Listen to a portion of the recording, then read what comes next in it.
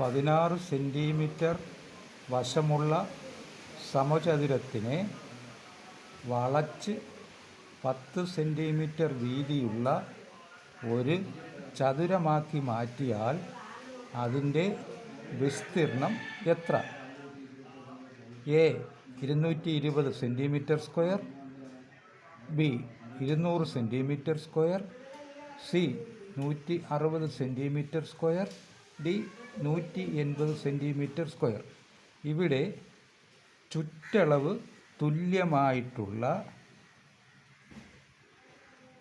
തുല്യമായിട്ടുള്ളതും അതിനെ സമചതുരം, ദീർഘചതുരം എന്നീ രണ്ട് രൂപത്തിലാക്കുമ്പോൾ ഉണ്ടാകുന്ന അതിൻ്റെ വിസ്തീർണത്തിൻ്റെ വ്യത്യാസമാണ് കാണേണ്ടത്.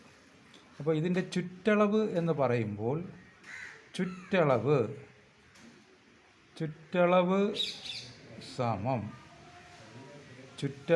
എന്ന് പറയുമ്പോൾ ഒരു വശത്തിൻ്റെ അളവാണ് 16 സെൻറ്റിമീറ്റർ. അപ്പോൾ സമചതുരം ആകുമ്പോൾ എല്ലാ വശങ്ങളും തുല്യമായിട്ടുള്ള ഒരു ചതുരം, സമചതുരം. അപ്പോൾ അതിൻ്റെ ഒരു വശം 16, അങ്ങനെ 4 വശങ്ങൾ, 16 വീതം 4 വശം. അപ്പോൾ ചുറ്റളവ് സമം 16 അധികം 16 അധികം 16 അധികം 16 സമം 16 ഗുണം 4. 16ഉം 32,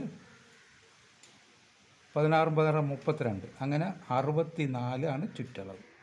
അപ്പം ഇവിടെ സമചതുരമാകുമ്പോഴും ദീർഘചതുരമാകുമ്പോഴും അതിൻ്റെ ചുറ്റളവ് 64 ക്വസ്റ്റ്യനിൽ. അപ്പോൾ 16 സെൻറ്റിമീറ്റർ വശമുള്ള ഒരു സമചതുരത്തിൻ്റെ ചുറ്റളവ് എന്ന് പറയുന്നത് 64. ഒരു വശത്തിൻ്റെ അളവാണ് 16 സെൻറ്റിമീറ്റർ എന്ന് പറയുന്നത്.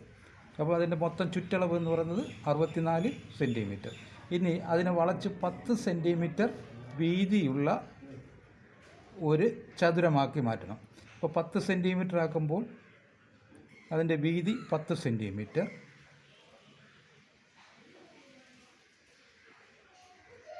ഇനിയും അതിൻ്റെ ഓപ്പോസിറ്റ് വശവും 10 സെൻറ്റിമീറ്റർ. അപ്പം 10 സെൻറ്റിമീറ്റർ വീതിയിൽ 10 സെൻറ്റിമീറ്റർ വന്നു. അപ്പോൾ അതിൻ്റെ നീളം, ഇനി നീളമാണ് കാണേണ്ടത്. 10ഉം 10ഉം 20, മൊത്തം 64 ഉണ്ട്. 10ഉം 10ഉം 20 പോയാൽ ബാക്കി 44. അപ്പോൾ 44 രണ്ട് വശത്തായിട്ട് വരണം. 44 രണ്ട് വശത്ത് വരുമ്പോൾ ഒരു വശം 22.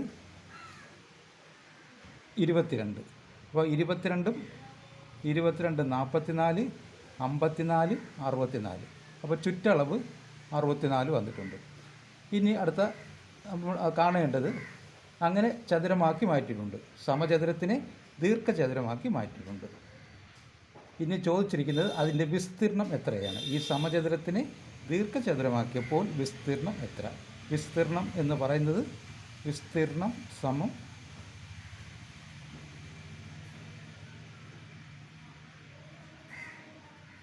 നീളം ഗുണം വീതി. നീളം ഗുണം വീതി. ഇവിടെ നീളം 22, നീളം 22, വീതി 10. 10 20 10.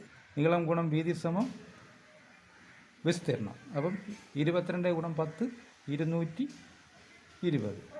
ഓപ്ഷൻ ഇവിടെ എ ആണ് ആൻസർ.